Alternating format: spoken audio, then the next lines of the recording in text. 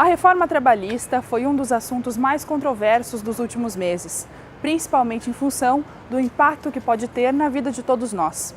Promover debates a seu respeito se faz necessário, pelo tamanho e pela importância das mudanças que propõe. No Multiponto de hoje, conversamos com professores e pesquisadores, dirigentes sindicais, representantes políticos e membros do Poder Judiciário. A partir de suas opiniões, procuramos entender melhor alguns aspectos dessa mudança histórica nas relações de trabalho. A Consolidação das Leis do Trabalho, a CLT, foi criada em 1943 e sancionada pelo então presidente Getúlio Vargas, ainda no Estado Novo. Ela surgiu de uma necessidade constitucional de unificar a legislação trabalhista do Brasil e é o resultado de um processo que vem desde as primeiras organizações operárias do país, no século XIX. Passados mais de 70 anos e diante de uma nova legislação, estamos avançando ou regredindo com relação aos nossos direitos e à forma como entendemos o trabalho? A CLT, quando o pessoal fala, a CLT de 1943 está atrasada, não é isso. O decreto-lei que criou a CLT é de 1943, mas ao longo dos anos foi sofrendo alterações com adaptação à realidade, ao mundo atual do momento. Aqui é mais um momento que precisa haver adaptação, mas isso é dinâmico. Isso vai ser sempre, daqui a 10 anos, daqui a 20, daqui a 30, sempre ter que se adequar à realidade, ao momento, para que a legislação possa regular corretamente as relações sociais. Me parece que a CLT dá conta, sim. Se a gente pega um exemplo do artigo 2º, né, que é o que fala do empregador. A CLT tem lá um parágrafo 2º nesse artigo 2º que diz que qualquer empresa que se beneficia da força de trabalho está formando grupo com o empregador e responde pelos créditos trabalhistas. A gente podia utilizar esse dispositivo para responder à terceirização, por exemplo. Então a CLT em alguns aspectos é extremamente atual e a gente verifica isso muito claramente na parte processual, porque o Código de Processo Civil de 2015, várias das alterações que ele sofre foram inspiradas na CLT. Então, quer dizer, a CLT ainda serve e muito. Precisaria de reformas? Algumas me parece que sim. Por exemplo, nós tínhamos que conseguir ultrapassar essa ideia de justa causa da CLT, que é absolutamente diversa para o empregado e empregador, numa lógica ainda de assim, verticalização que não se justifica se a gente diz que a relação de trabalho é um contrato. Esse é um exemplo. Outro exemplo, garantia de emprego. Né, a necessidade de que o empregador diga um motivo quando despede o empregado, que é algo que a nossa Constituição já prevê e que a CLT ainda não disciplina. Isso é a lei do atraso, é a própria revogação da Lei Áurea. Não tem nada de moderno ali. Eles estão rasgando a CLT, que vem da era Vargas, né, décadas e décadas atrás, que na época foi considerado um avanço porque ela fazia o equilíbrio entre capital e trabalho. Essa agora vem para retroceder antes da Lei Áurea, sem limite mais, e desrespeito total, atendendo só um lado, como era no passado, o senhor dos escravos. Agora o grande capital virou o senhor de novo. Para mim, o mais importante é que ela elimina a tendência ao conflito no mercado de trabalho que as atuais leis até hoje imprimem. Só para dar uma ideia, 90% dos processos trabalhistas do mundo inteiro são no Brasil. Isso quer dizer que tem alguma coisa errada com a lei. Se ela faz com que o litígio a toda hora se dê e a toda hora tente ser resolvido pela Justiça do Trabalho, é porque alguma coisa no seu natural não está permitindo acordos, não está permitindo decisões mútuas entre trabalhador e empregador. A CLT ela foi atualizada em 80% dos seus artigos desde que ela foi montada lá em 1943. Ela não ficou estanque, né? Ela veio sendo atualizada, inclusive contra a nossa vontade. Foi incluído na CLT ao longo desses anos o banco de horas, foi incluído, enfim, retrocessos trabalhistas. A gente incluiu também o trabalho doméstico recentemente, que é um setor que não tinha direitos trabalhistas ainda. Então a lei veio sendo atualizada, entendeu? O que ocorre agora é o desmonte da lei, entendeu? Não se trata de nenhum dos artigos acrescenta nada para ninguém, nenhum trabalhador. Todos eles retiram direito, reduzem direito. Portanto, de moderno não tem nada. O que tem aqui é uma volta para o século passado, do ponto de vista de proteção social do trabalho. Por óbvio que a CLT não é a mesma da data de 40. O seu corpo de artigos foi alterado em mais de 800 artigos, talvez, historicamente. Mas ainda assim é a estrutura de uma velha senhora. O mundo mudou. Não existem mais datilógrafos, existem digitadores, não existe mais a Kodak, todos os nossos telefones fotográficos. E isso tem mudança no mundo do trabalho. As relações se globalizaram, a evolução da comunicação é espantosa e isso chega também à produção e à circulação de bens e produtos e trabalho no mundo. Então nós passamos a competir com o mundo inteiro. Isso nos impõe posturas distintas do passado e regência para isso. Há outras tantas formas de trabalho que surgiram que estão fora da proteção do direito do trabalho. A reforma trabalhista, aprovada pelo Senado no dia 11 de julho de 2017, traz uma série de alterações na legislação do trabalho. Entre as principais mudanças estão a flexibilização das negociações entre empregadores e empregados, a ampliação da terceirização e o fim da contribuição sindical obrigatória. A reforma trabalhista, eu já começaria pelo nome. Para mim, não sei se seria adequado falar em reforma. Tamanho é a modificação significativa que essa proposta traz para modificar a legislação trabalhista. No momento que é aprovada, ela mexe com a própria característica da relação de emprego. Por isso que, entre todas as situações que estão previstas com essa reforma, antes de qualquer coisa é importante dizer, haverá uma repaginação do direito do trabalho no Brasil. Não é questão de bom ou ruim, na verdade é questão de adaptação à realidade atual. Não é questão de rasgar a CLT ou acabar com a CLT, é atualizar a CLT para questões que hoje existem e que não existiam no passado. Regulamentação do teletrabalho, do trabalho intermitente, formas de trabalho que não existiam e estão existindo, precisam ser regulamentadas. Então tudo isso faz parte do projeto. Claro que ele é um projeto longo e a gente que analisa do ponto de vista técnico não pode dizer que ele é o inferno ou que ele é Deus, mas ele é necessário. Ele adequa a legislação trabalhista à realidade atual, à necessidade atual. Agora, o que vale mais o acordado nos acordos coletivos, nas convenções coletivas que nós fazemos com o sindicato laboral, vai valer mais do que a lei.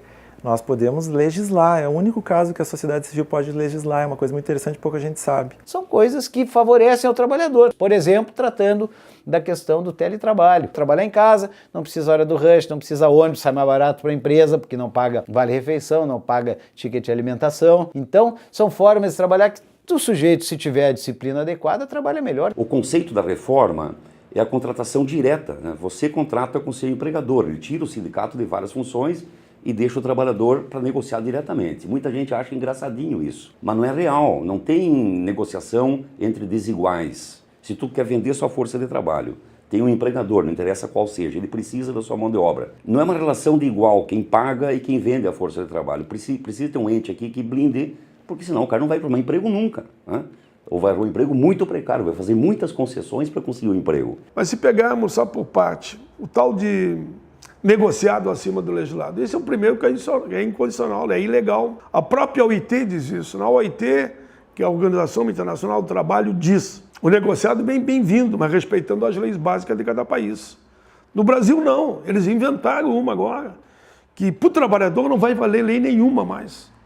Só vai valer o que a negociação resolver redigir. E na livre negociação, quem é que tem força? Numa empresa, quem tem força é quem tem a caneta na mão, quem contrata ou não. O que a reforma faz? Ela vai aumentar o espectro de incidência desses acordos, ou seja, tudo vai poder ser negociado através de acordo ou negociação coletiva, o que vai significar perda de direitos para os trabalhadores. Inclusive, o texto se preocupa em dar exemplos, né? Reduzir o intervalo para meia hora, combinar de não ter registro de horário. A ideia muito clara ali é que os sindicatos tenham autorização para retirar direitos trabalhistas através de normas coletivas. Qual que é a consequência disso? Piora nas condições de trabalho. Na realidade, isso aqui é um projeto de lei, e projeto de lei é inferior à Constituição. As normas da Constituição, as normas trabalhistas da Constituição, estão intocadas, não se pode tocar. Como a gente chama o artigo 7º, trata dos direitos dos trabalhadores,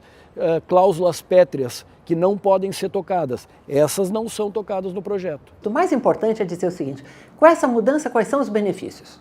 O primeiro é que nenhum direito constitucional foi retirado. Você tem FGTS, direito a férias. O debate parece que a gente está tirando direitos. Ninguém mexeu na Constituição. É apenas para fazer com que a busca do empregador e do trabalhador passe a ser mais consensuada, menos sujeita a barreiras. Eles dizem que não, mas vai mexer, é verdade.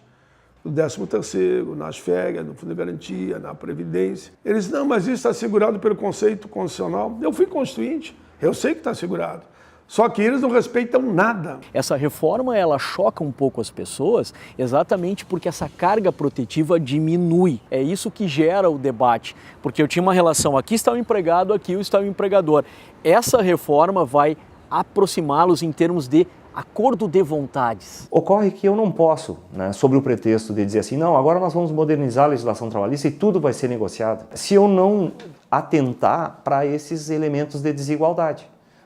Por exemplo, eu não posso, ao mesmo tempo que eu estou dizendo que eu vou melhorar o nível de negociação, enfraquecer a atividade sindical ou asfixiar os sindicatos sem fonte de renda, que é o que acontece. Alguma coisa está contraditória nisso, porque por um lado eu estou dizendo assim, eu quero melhorar, é mais moderno. Correto, é moderno a negociação, mas negociação entre partes em igualdade de condição, porque a negociação entre partes iguais não é negociação, é imposição. No final de março, a Câmara dos Deputados aprovou um projeto de lei que libera o trabalho terceirizado em todas as atividades. Esse tema foi incluído na reforma trabalhista, que pretende complementar a lei e regulamentar um modelo de trabalho tão polêmico quanto presente no mercado.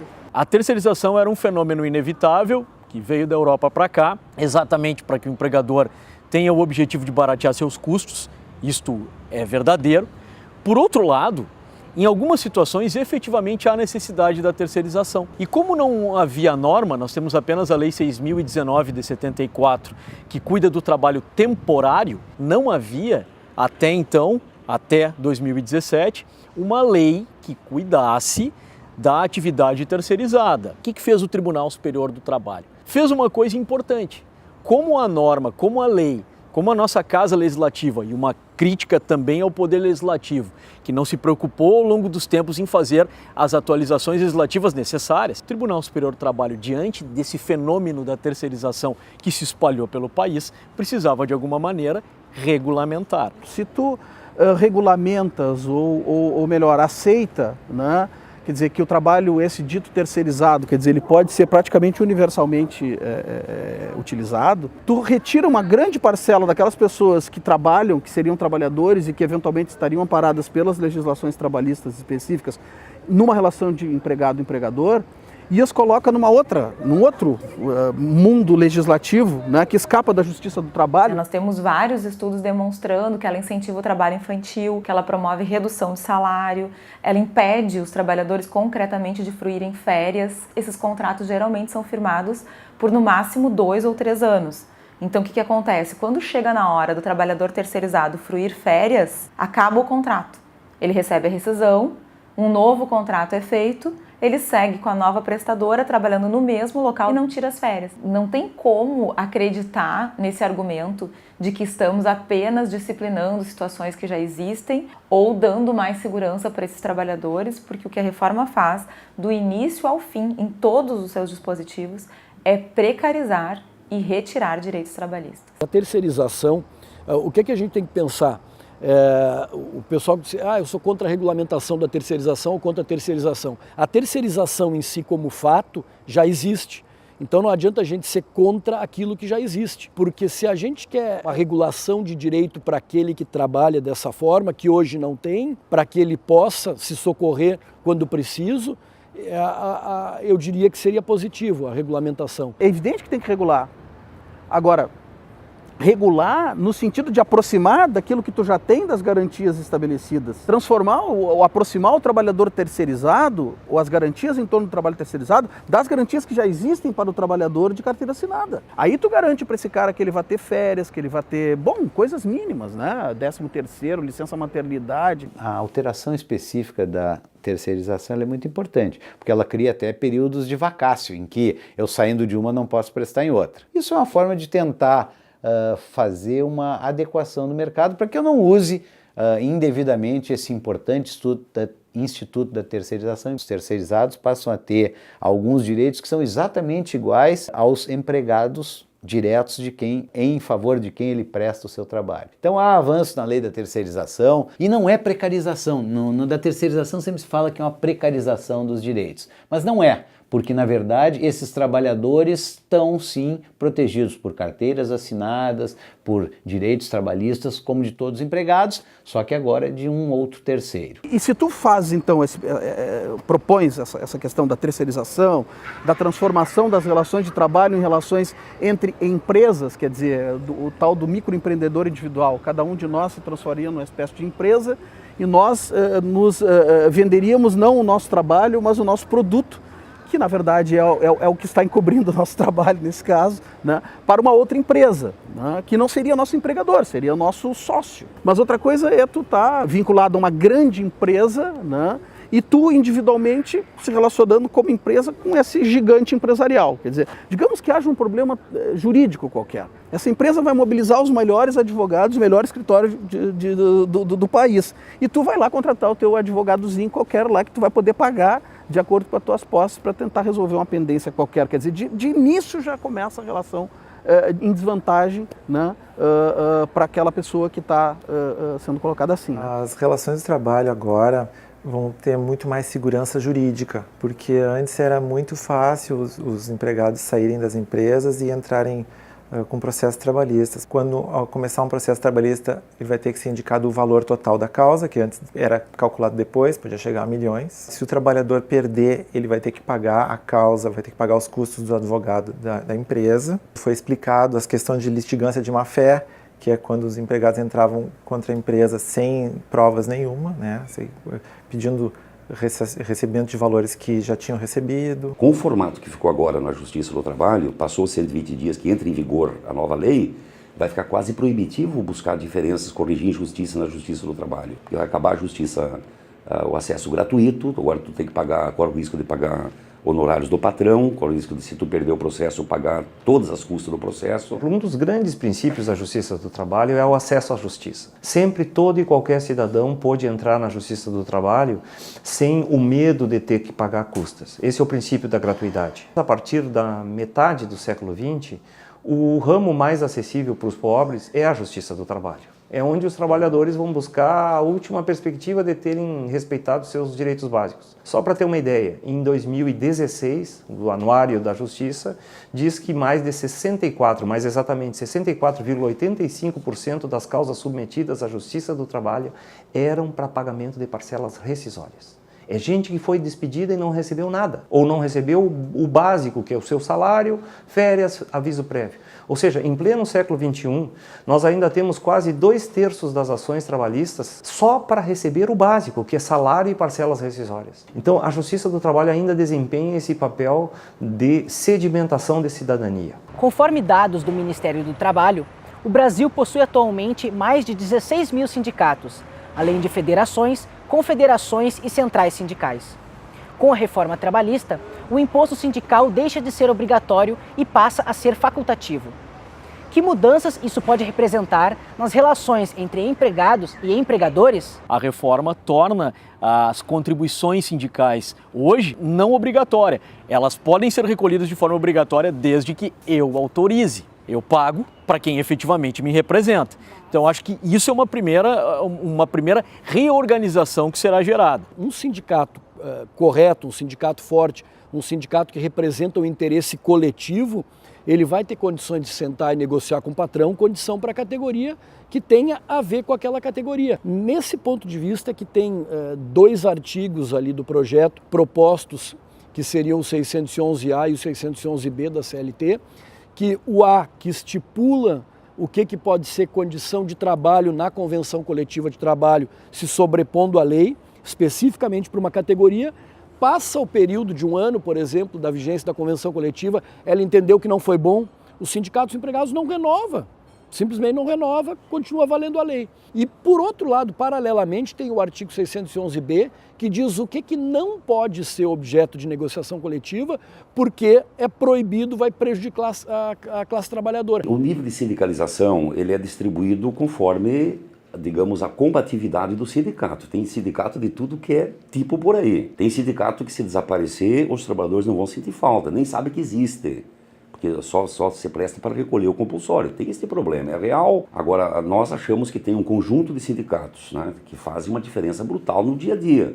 Porque todos os avanços sociais que houveram nesse último período, primeiro ele foi antecipado em convenções coletivas. Agora vai ficar evidente se os trabalhadores querem ou não querem um sindicato. Agora os trabalhadores vão ter que escolher, e se escolher vão ter que ajudar a sustentar, porque agora eles vão sentir a falta do sindicato. Eles têm segurança de que o movimento sindical se fortalece quando o imposto sindical não é obrigatório. Porque aí você cria sindicatos que realmente defendem os direitos e os desejos dos trabalhadores, e os trabalhadores vão até eles para ter esse amparo. As entidades sindicais vão ter que rever seus conceitos. E os sindicatos vão ter que realmente repensar os seus objetivos. Seria leviano da minha parte dizer que todos os sindicatos não cumprem suas funções. Mas eu com segurança te digo que um grande número de sindicatos não cumpre o papel constitucional previsto lá no artigo 8º da Constituição Federal. E essa reforma, de alguma maneira, cutuca os sindicatos, porque os coloca numa posição de reforçar o seu papel de negociação e de proteção das categorias, seja dos empregados, seja dos empregadores. Então, o que a gente tem no Brasil? Um modelo sindical que foi adaptado, cooptado e assimilado pelo Estado, já a partir da primeira década do século XX, não só a partir de Getúlio, e que sofreu muito com isso. Então nós temos sim dificuldade na realização de um trabalho sindical que seja de combate. Só que o que a reforma propõe? Extinguir o imposto sindical sem dar nenhuma contrapartida aos sindicatos. Então eu te diria assim, num mundo ideal, não pode haver mesmo imposto sindical. O sindicato tem que ser completamente dissociado do Estado. Numa realidade assim, se não houver alguma forma de manutenção do sindicato, o que nós vamos ter é a destruição completa. O número de desempregados no Brasil já passa de 13 milhões e há quem defenda que a reforma trabalhista pode ajudar a melhorar esse índice. Até que ponto essa mudança pode contribuir para a economia do Brasil?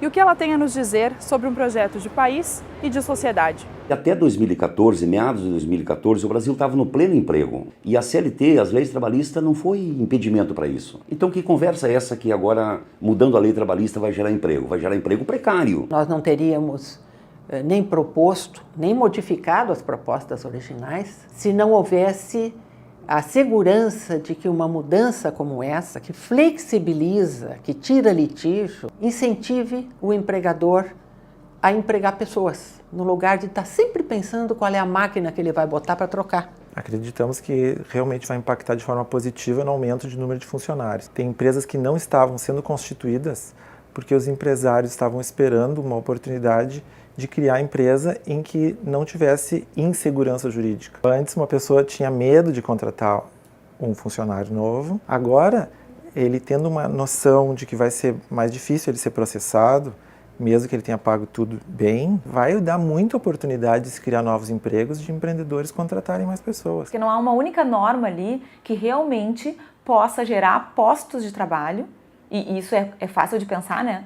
Se eu estou aumentando jornada, vai diminuir a necessidade de número de pessoas na empresa. Isso é um raciocínio muito simples. E nem modernizar, porque terceirização, remuneração por metas, precarização de contrato, dificuldade de acesso à justiça eram realidades que nós tínhamos, que foram ultrapassadas pela evolução do direito trabalhista. E agora a gente está dando vários passos atrás. Estes quase 14 milhões de empregos que hoje faltam ou deixaram de existir, na minha visão, não voltarão a existir todos eles. Por mais que desenvolva a economia do país, não haverá todos esses empregos novamente. Porque, insisto, o cardápio de formas de trabalhar, especialmente vindos da nova reforma, é muito maior.